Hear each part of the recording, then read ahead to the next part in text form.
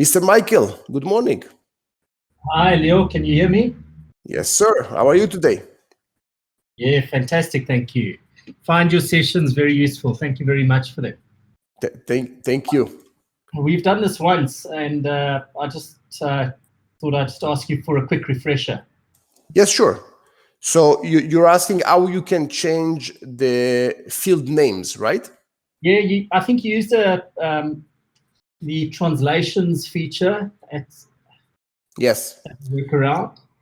Yeah. So if you go to, let's say you want to change company to account name, so they Okay. will match with the accounts. Yeah. You will need to go to the settings. You will need to go to the translations that will be under customization. Yeah. And then you will need to turn on the translation setting. Yeah. Then you need to export the translation. Then it will open. So I've got three options there. If I click export, which option should I be using? What do you have? I've got translated text, text to be translated, or both. Both. Okay. Yeah. The both is the one, and you download, you make the changes, and then whenever you're ready, you click on import. Okay. Okay. Just make sure that while you do it, no one is touching your system and changing things, because this file is a very important. Okay. Yeah, got you. And if you're referring to that field in a function now, do you refer to its translated field name or to the original field name? The name is irrelevant. When you go to the settings, you have here an area name APIs. Yeah. When you click on the APIs, you have the API name section. Okay. Here you will find all your modules. So if we were talking about the company name in the leads, you can see that you have here the way that it looks in the system, which that's irrelevant. But you have also the API name. The API name will not change. Even if you change the company to account name, the company will stay the API name, or else you click beside it. On some of them you can, and then you change the API name. But Thank you very much. The company, as you can see, it's a system variable, so you cannot change it. Can't change it. Okay, thank you so much. No problem. And Chris is asking, how can we disable the Google Contacts synchronization with Zoho Contacts? By default, it's supposed to be off. So Chris, if you go to your marketplace and then you click on Google, do you see what I see, or you see something else? Let me get there. Hold on. Sure.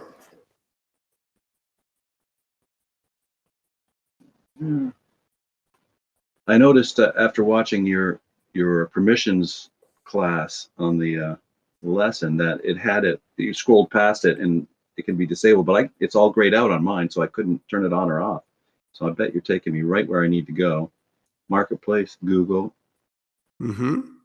I do see it's two-way synchronization is active. Yeah, so you just, if you don't want it, just deactivate and it's done. So is that going to take both calendar and contacts, or is it all or none? I guess I could find out by just editing. Yeah. So you have here on the top, you see it says contacts, and the second one will be calendar. Gotcha. And the calendar and the contacts are two different syncs. Gotcha. Yeah.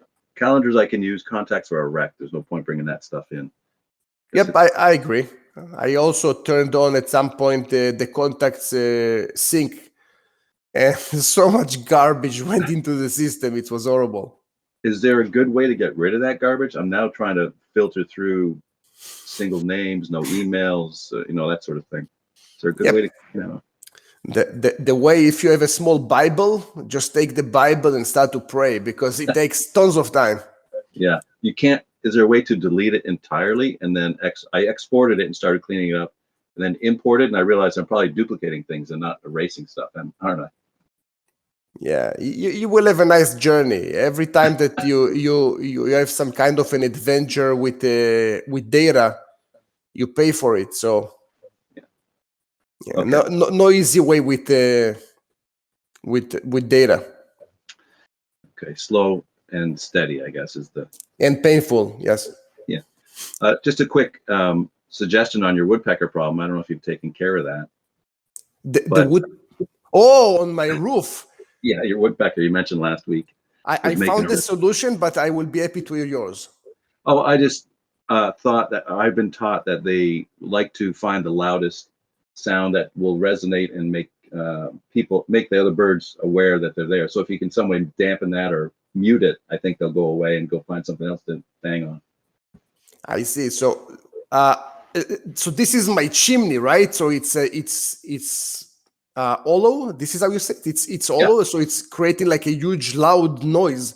So I bet that they like it.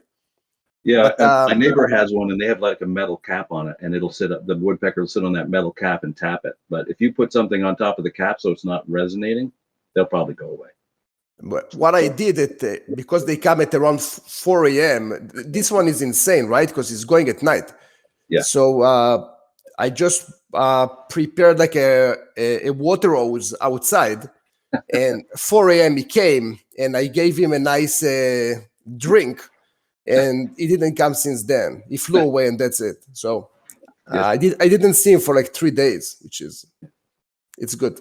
Very good. Thank you for your help. And that class, by the way, that is amazingly valuable. I'm not quite through it all, but every place I go, I find something else that I need to know. So I appreciate it. Thank you. There will be a new Zoho CRM course in the next few months. I'm just waiting for Zoho to finish their last step of the design change, there will be some design changes. Whenever that will be, I will redo the entire course again, and I hope it will be more valuable. Yes, thank you very much. Okay. Thank you, Chris. Can you hear me? I can hear you. How are you today? I am well. It's me today, not Basil. Perfect. Is he hiding or? No, he's interpreting. You know, in the real world, he's an interpreter. He's working. Yeah, he actually. I mean, he's doing. It's all remote. The interpreting he does these days, but he interprets. So he's interpreting. I think it's some sort of a government thing. Perfect. Yeah, it's good. It's not like the old days when they would send us away for 6 weeks. We would be interpreters for like dog training programs and get to live in the mountains in Appalachia. It was really beautiful. But anyway, it's a job, right? Sounds great. So anyway, I have a question about Zoho Connect. Yes. And I know that was just a couple of weeks ago that somebody, had mentioned it to you and you started playing with it. So I use it because I use it it was an alternative. I'm in a course where they want us to use Trello. So I took their Trello board that they used that they gave us for the format, the template for the class, and I imported it into Zoho. And it was really cool for anybody who wants to do that. It matches up perfectly.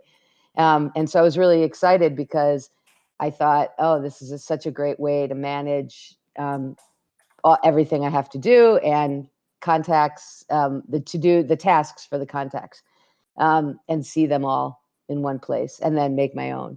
So you're talking about the section of the CRM? Yeah. Well, so what I did is I actually have new boards. I have other boards. Okay. That are, under my boards. Yeah. So where you have the follow-ups. So the problem with the boards is that there's no way like I make a new task for a client and I can't connect that anyway to the actual client. So if it says talk to Lior, like I want it to be linked to Lior, the dog's record in CRM. So I assign it to myself. That's fine. Yes. And that's exactly what I do. And then, you can I actually have a template of checklist. So everything I need to do when I have a new client. So that's all there. Okay, but now the problem is there's no place like dog isn't linked to CRM, right? I can't somehow make that connected. So then if you go back and you close this and you go to the bottom on the left where it says Zoho CRM, okay, if you open that, you get this. This is everything that's in the CRM. It gives you customers, which is weird. I'm not sure if those are contacts or what that is, but the open deals for me is actually whatever we call deals. I think we call them trips. Yes. And then so it basically gives you're seeing that because if you go to views over on the right, see where it says 76 pending right there. No, next to it, to the right. Yeah. So you have a bunch of different ways you can view it. Task model, list view, priority view, due date view, but you can't change those. Like that's it. Those are your views. Those are default as they come in. So that's not really meaningful to me because it doesn't actually show me anything that's related to. First of all, it's weird because it doesn't give me the names that we call them. So for example, I'm seeing deals. I don't have deals anymore. My deals have been renamed in CRM, but they're deals, but it's showing it as deals here. I see. So you're working probably with the task module view. Exactly. So what if you will work with with one of the other views? Let's say the status. Will that work for you? Well, I'm not sure. I don't know because in my board, so I have a board called client proposals. Okay. And those things, it says client proposals, and then when they become confirmed, I move them to confirmed. But that's just that's different than we're not using leads and contacts. It's basically, once they become a client, they're a contact, and that doesn't necessarily mean they actually have a confirmed trip to Greece. So they could be a contact that we're working with consulting or we're working with for other reasons. So it doesn't really work. It doesn't work with I can't alter the Zoho CRM board to make sense. And I can't, what I would, in a perfect world, Zoho would allow me in your follow-ups board to actually select a client from the CRM and tag them or link them or something so that I know that that's related to that particular client. So only the Zoho CRM board will allow you to have clients. So you can see the contact, right? Right. So that's only on the Zoho CRM board. The other boards are this one is for Zoho projects, and the other one is for the follow-ups, which is just a custom. But the custom board is like Trello. It's just board. Right. So what I called Zoho, and what they told me is, oh yeah, you can do that. Just use Flow. But how Flow will help you? I don't know. So I asked him that, and he said, I'm going to send you a video. I'm going to send you a link, and he didn't. So, and that was last night. So he hasn't sent me anything. So I thought I'd bring it up to you and see if you have some idea, because I'm wondering if maybe he didn't send it because he's trying to figure that out. I don't really see how you can do it, because you don't really have to have a way to customize the task so much. So I don't see how it can work. It's not that you have like special customization options here. Right. So it's just Trello. Okay. That's it. So if it works, it works. For us, it's very, very good. We really like it. We work a lot with the boards. We used to work with Trello for a long time. We stopped working with Trello. Now it's only that. and I'm actually managing my tasks only from here. So I have it on my side. I have it on the status view, and I finish my day with million on not started, and I just start to distribute him to different areas, because I have, let's say, for my assistant and so on, and based on the status of the ticket, it's just doing some automations in the background using Zoho. Okay, so is there a way to? I mean, I really like it as well. I think it's a great view. It's a great way to move, and I love doing that. I love moving to that completed file column. Yep. And most of mine are not started or waiting for input. So the question is there any way to? So if you go back to what's the view? So where I told you that it's showing when I'm looking in task, like in the task view, it talks about it's open deals. Is there any way for me to change that to make it? I mean, it's not bringing in. It's bringing in deals, which is not what we call it. We call it. There is nothing you can do. Okay. Nothing you can do as far as I was able to understand from Zoho. Every call that we had for a piece of customization, it was basically a no. Okay. Sometimes it was a yes until the moment that we had to see the solution, and then it was a no. And then it didn't work. Okay. Yes. Okay. All right. That's all. And then, well, actually, one other thing about that. So you said you're using that with your team, and when you go to assign a task, can you change the task in here? Because I haven't figured out how to do that. So Connect is not impacting on your CRM, just so you know. Okay. So it's just a one way from CRM to Connect. Okay.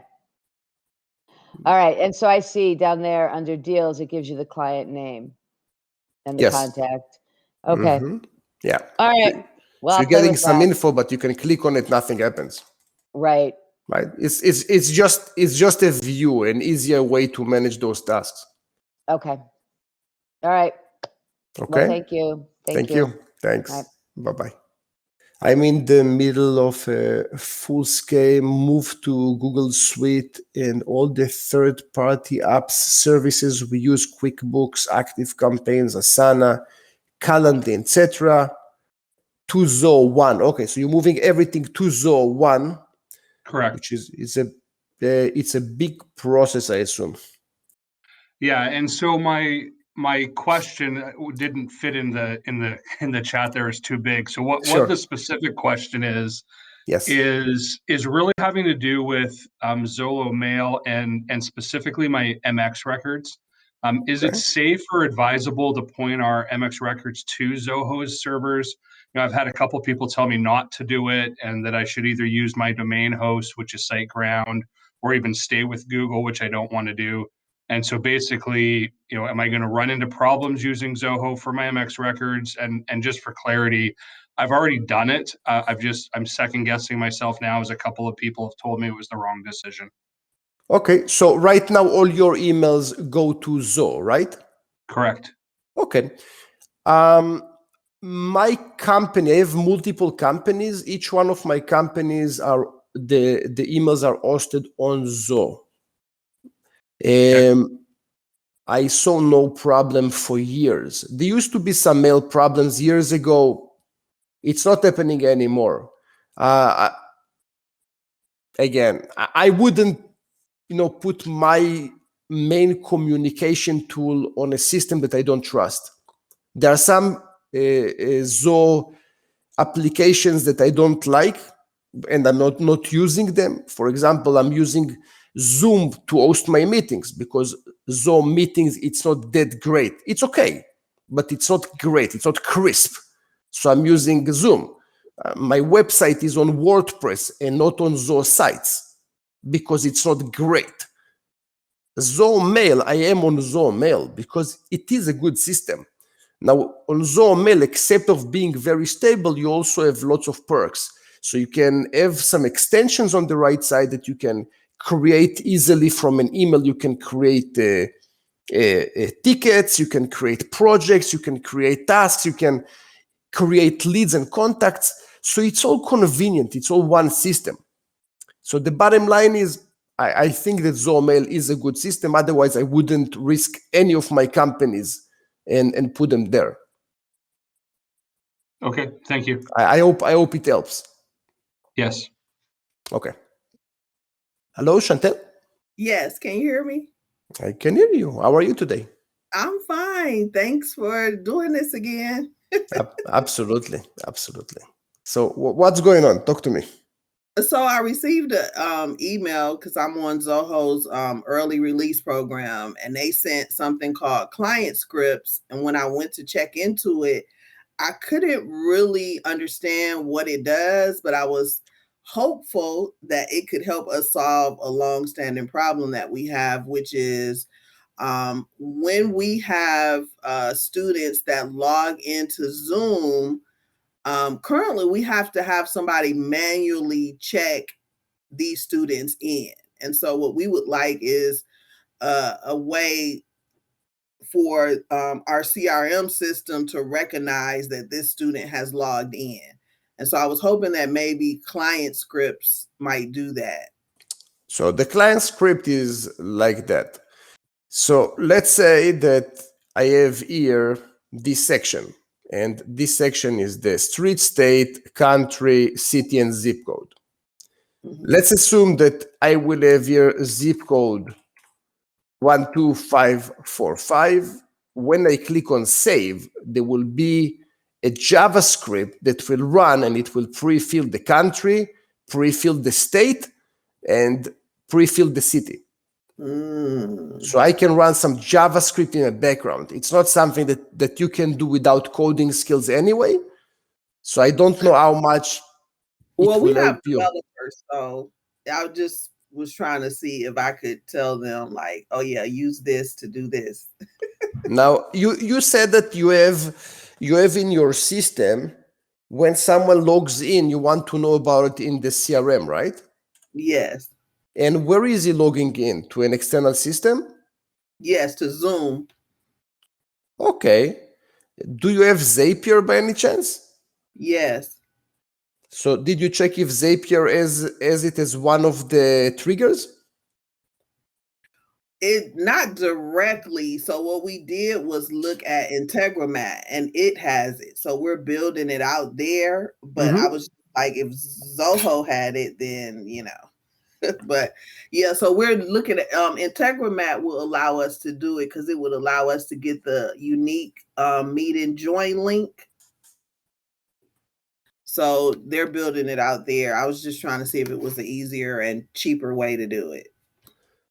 What I would do, I would go to the Zoom APIs, because Zoom has extensive APIs, and probably check if one of the APIs that they currently have can shoot a webhook when someone joins a meeting.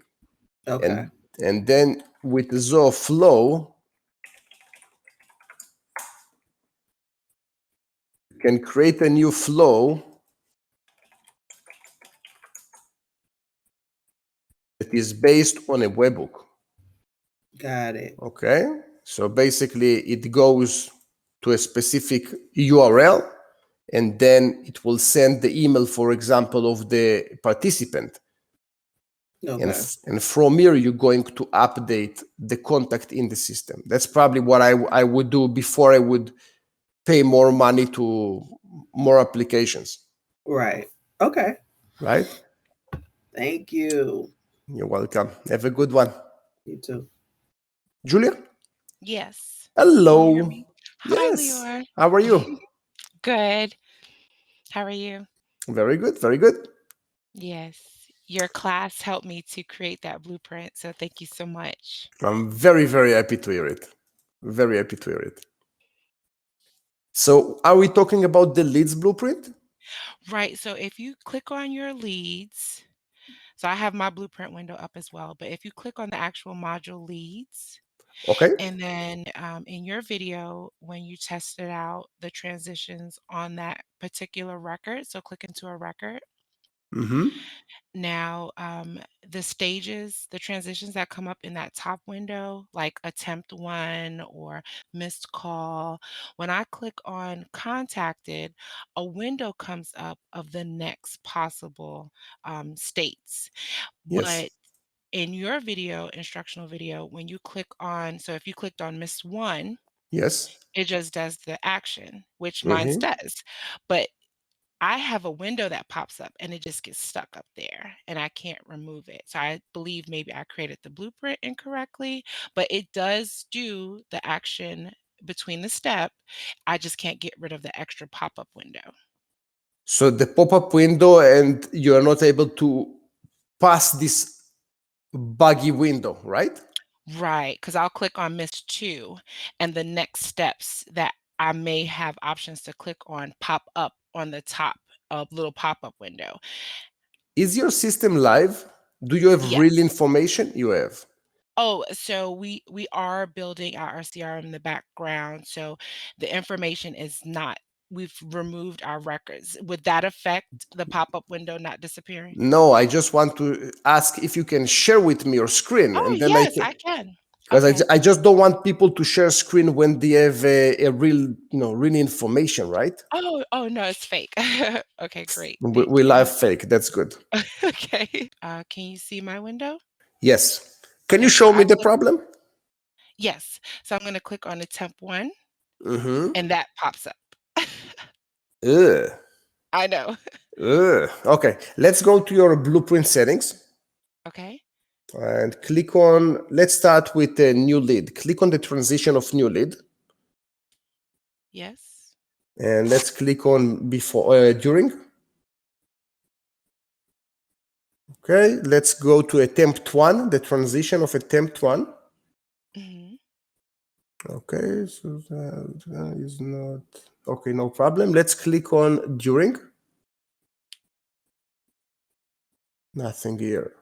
I do Interesting. have something in after. So when I tested it out in the module, I clicked on attempt one. An email did go out. A task did come up, but these pesky windows, I have to actually hit escape to get out of it to show that the actual task is working from the Yeah, blueprint. I understand, but this is not your fault, but there is a Okay. bug. Try to publish again. You have only one blueprint, I assume, right? Yes. Okay, so let's click on save. Let's refresh the other page. Also, this window comes up as well. Yeah, that's fine. So basically, when you're making changes on your blueprint, the system is asking you if you want to exit all the records that are already in the blueprint, or you Got it. want just to move them. In Okay. testing, you do want to click on exit, but on a live environment, you don't want to exit because all the record will lose their position in the blueprint. You just like to move them to the next blueprint. Okay. Okay, so instead of exit, So you go now, to refresh the page.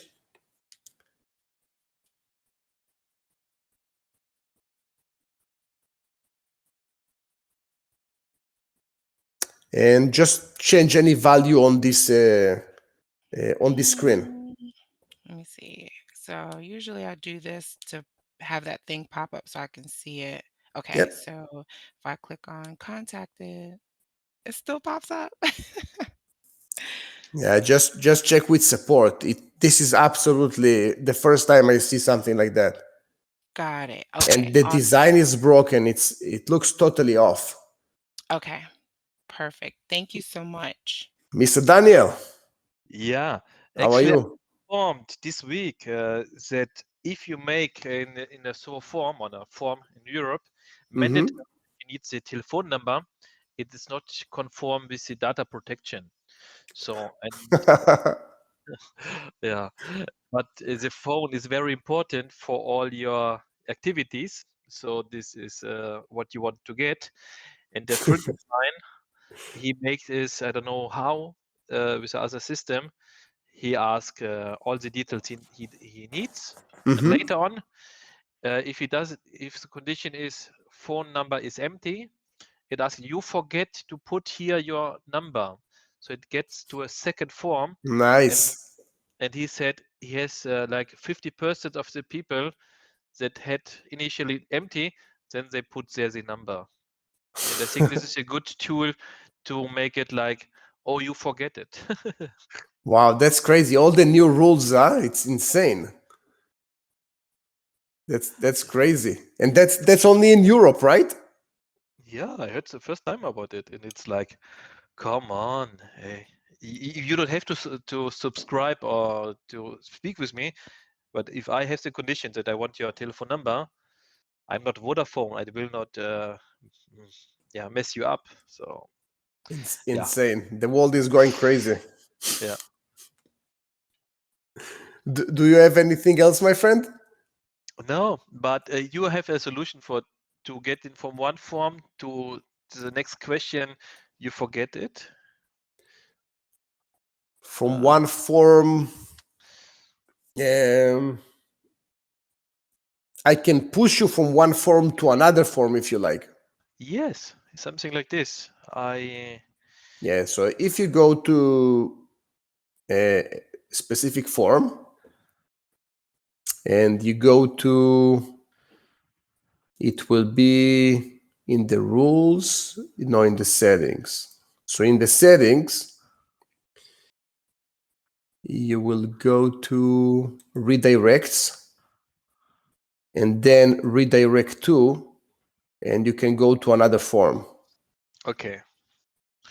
Good. And So there I can do a condition that it only goes there when phone number is empty. I think so. If you go to the rules, you have the form rules, and here, Cool. yeah, you can play with it here. Yeah. So try to play with it. That's where you need to go. Okay. Okay, and see if that works for you. That's probably your best shot. Yeah, cool. Perfect. So I didn't find it. Yeah, cool. Yeah, perfect. Okay, very good. Have a beautiful day, Mr. Daniel from Spain. See you. Bye-bye. Thank you, sir. Hello, Robert. How are you, sir? I'm very well, thank you. And yourself? Very You're good. looking happy there with your green screen behind you and on a lovely spring morning. Without this green screen, my life are nothing. You know, this is everything. One day I shall get one too. Just paint it. There you go. Yeah. Yeah. Okay, so you have the easiest way that I found to send the mass emails with criteria will be using the workflows. So step number one. In campaigns. Yes. So step number one will be to go to the contacts. Do you know how to create a sync? I do. Yes, I have my list in there already. I actually pretty well put together a whole thing in workflow. The one thing I couldn't work out was like how to set like a timer for it, just to say, here's the list that it's being sent to, and here's when I want it, to go out. It's like I'm sending it out every Thursday at 12:30. Oh, I see. So it's based on specific time. Yeah. Okay. Yeah, it's a weekly notification that I have a live call that I'm doing, and it's a notification just like that I'm sending out a half an hour before. I'm finding too many people who signed up for the call keep forgetting what time it is. So I thought, if I just send them an email half an hour before, that would be great.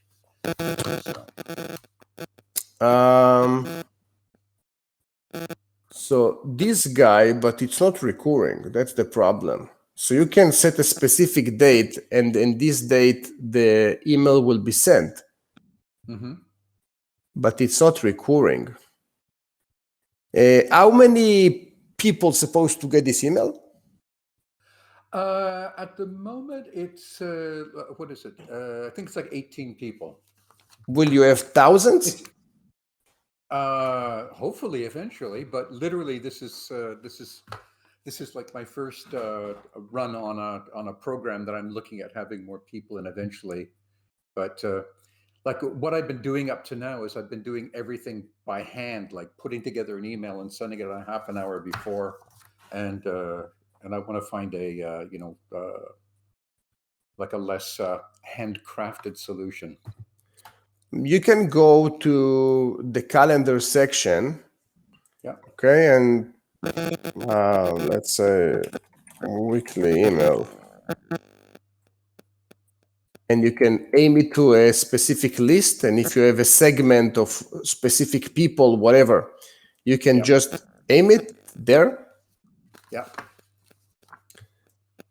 Okay, you create the promotion date. So let's say that will be, it's already May, but let's say May, May 3rd. You set the time, okay? And then you set the email, which that's the next field. Now, what you can do once this one is finished, okay? Let's try to finish with it. Save and exit. Okay, and once this autoresponder is done, you can just click here and you clone it, and you just make the next week. So all the information that you already had on the previous one will be kept, and you're just changing the date. It's not amazing, but I think it's easier than what you're doing now. Yeah, when I was cloning, I was cloning other emails, and I found I had to go in each time and reset who it was being sent to and stuff like that. So, that's something that can be done. Another thing is if you already have the workflow in place, you can also do the same on workflow. You just set. Oh, but it's date related. Yeah, that's the thing. I wasn't seeing that. There's no tool there to say, trigger this at 1:30 on Thursday afternoon. Maybe it's other triggers. More about if someone comes in and if there's like a new person who gets added to my list, then it triggers the sequence. That's no problem if this is the list entry. Yeah. So the list entry, you select the list, and when someone is being added to the list, it will automatically start getting the emails. But the problem is that it's based on time. For example, if I will have here sending an email, the email, you see, it will be wait 1 day, for example. Yeah. It will not be on a specific date. Oh, it seems to be down below. It's saying something. Right? Isn't that at 0000 GMT? No, that's the time. Yes.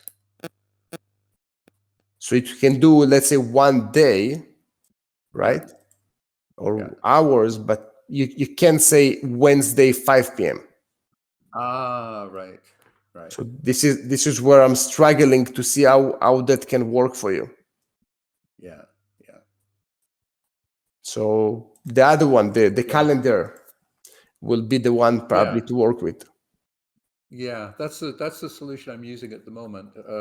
So okay, well if that's it, I thought that because I was noticing also in CRM there were some options. I was trying things with like setting events and stuff, but that didn't work because there is a trick if you want the CRM, but it's not scalable. If you go to 1,000 people, it will not work. So let's say that I have here a contact.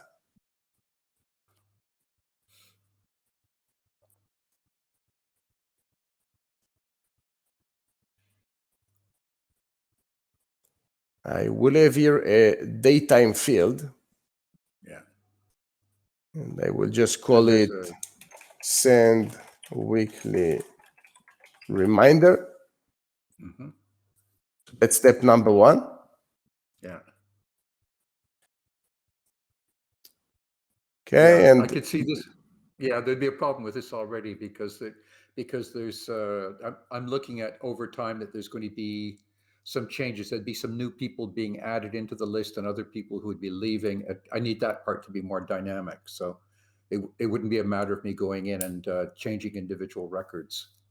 no, it's So you don't need to do it manually. It can be using workflows. But the idea is that, let's say that I set everyone to specific daytime. So I'm going to mass update, and that will be the weekly reminder, and that will be, let's say, the first one will be at the 30th at 1 a.m. Yep. So this is step number 1. Step number 2, and from now on, for example, you can say that everyone that his status is changed to member, the set reminder is on. And another workflow that's saying when the status is changing from member to something else, it will delete this field. Ah, okay. Okay, so Yeah, you that's you great. take care of Okay, that. Yeah, And- yeah, that looks good. So, and I'm not planning on, I'm not expecting to be scaling up from 18 people to 1,000 people, like in the next year, really. It'd be Okay. nice if it happened, but I don't have to be worrying. I don't have to be so concerned right now about. So that's fine. a So you mass volume.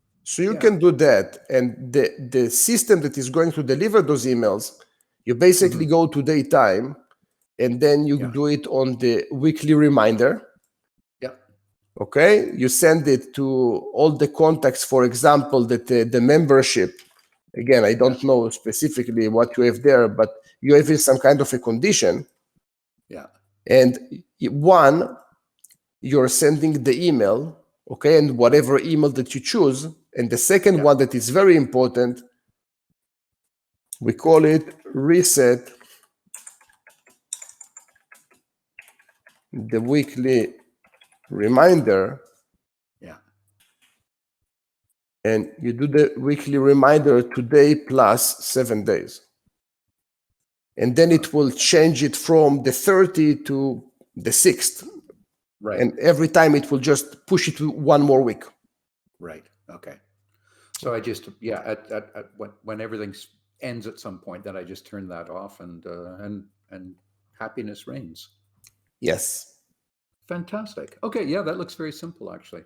Yep. And we've got it all here on video, so I can double check myself when I sit down to do this. You're correct. With your love it. You're very kind. Thank you very much. Perfect. Thank you, sir. Thank you. Bye-bye. Okay, take care. Yeah. Mr. Ori, good morning. How are you? It's very good. How are you today? Fine. It's been a while since we talked. Mm-hmm. I have a question regarding the Zodesk. Okay. Yes. I'm currently using this module as an internal ticketing for my employees, my user, to my support department. Yes. And I want that once a ticket is created, then the owner of the ticket will be the user itself, because currently it all the time change the user to my default super admin. I don't know why. This is one. The second thing is, if a message is replied, I want like an update by click or by email to the replied user. Okay. Yes. These are my questions. So everything that you need is basically here in the workflow section. Mm-hmm. So it's working exactly the same way that you have the workflows in Zoho CRM. You need to select the ticket, basically the module, and the module that we refer to is ticket. Okay.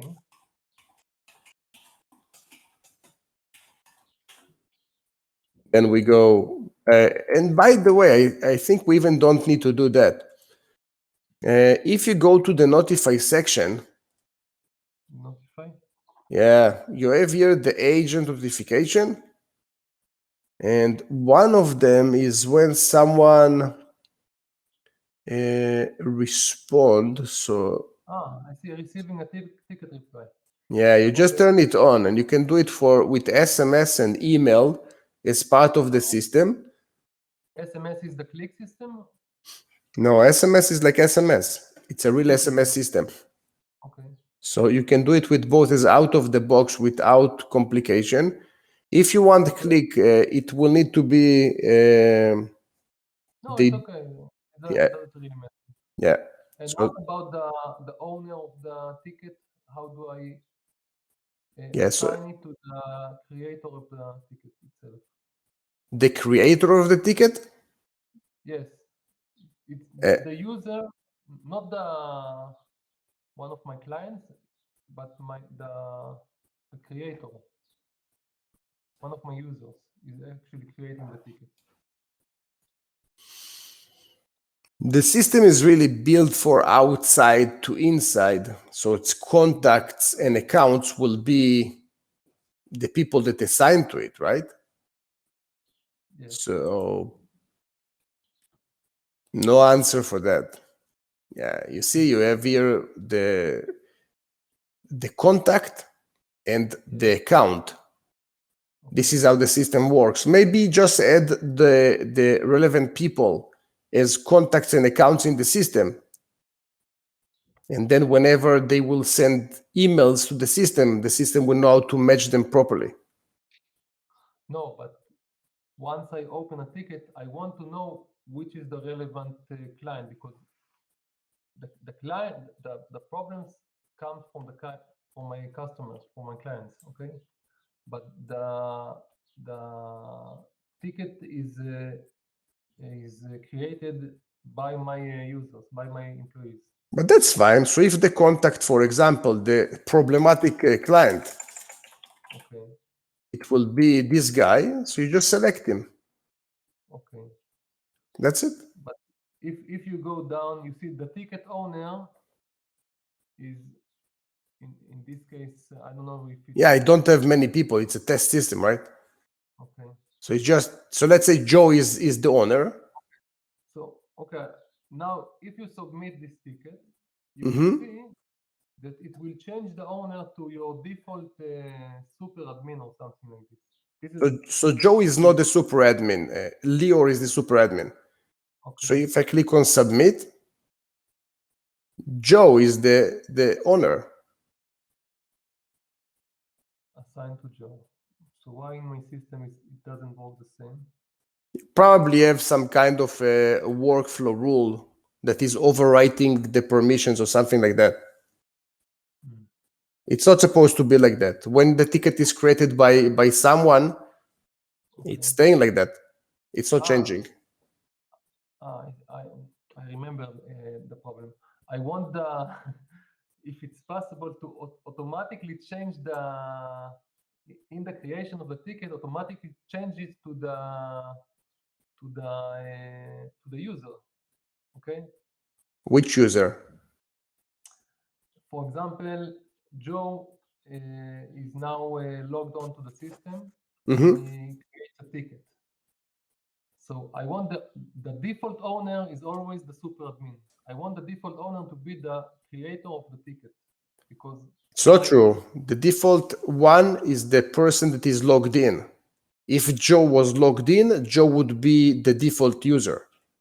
he will be the owner. Mm-hmm. He should be the owner. Yeah. Is there a chance that you guys are using the same user for multiple people? No. We have Okay. Different users? Yes. Okay. So it's not supposed. I will check it again. Maybe it's been a while since I looked at it. Maybe I'm wrong. Yeah, but it's not supposed to be like that. Okay. When you create a ticket, it will automatically default to the logged in person. The ticket owner will be the login. Okay. Yeah, correct. That's right. I will double check it. Thank you, Leo. No problem, Ori. Guys, thank you very much for joining me this morning. I hope I was able to answer lots of questions, and we'll see you next week. Bye-bye.